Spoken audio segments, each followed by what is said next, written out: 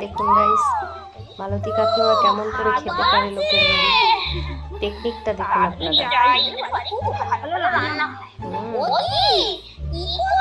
দেখুন কিভাবে খেতে পারে মানুষকে।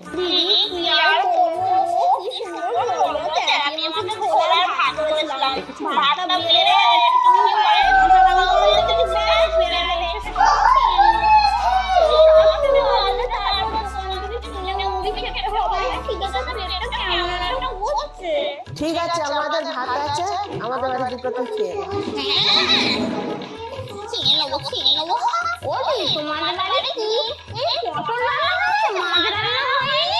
আজকে তো নিরামিষ, কালকের বিপত্তারিণী পুজো আছে তো।